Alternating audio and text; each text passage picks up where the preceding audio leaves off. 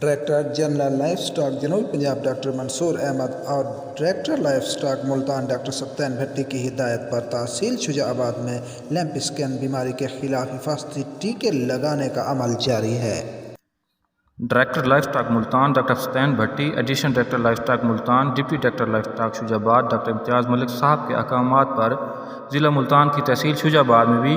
Lumpy سکن بیماری کی ویکسینیشن کا عمل تیزی سے جاری ہے۔ شجاع آباد کی ڈسپنسریوں، جلال پور کھاکی، بگڑے مٹوٹلی اور گویں کوٹھی ہسپتال کے ملحقہ دیہات میں ویکسینیشن مکمل کرنے کے لیے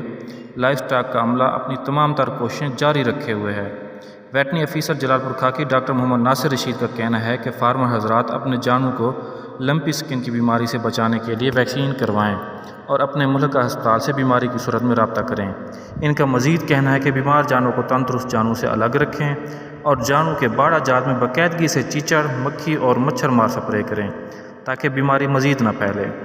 انہوں نے کہا ہے کہ گاؤں میں کسان لائف سٹاک بیٹھک کے انعقاد سے بھی کسانوں میں لمپی سکن بیماری سے بچاؤ کے لیے آگاہی دی جا رہی ہے۔ متاثرہ جانوروں کو متوازن خوراک دیں تاکہ وہ اپنی قوت مدافعت برقرار رکھ کر بیماری کا مقابلہ کر سکے۔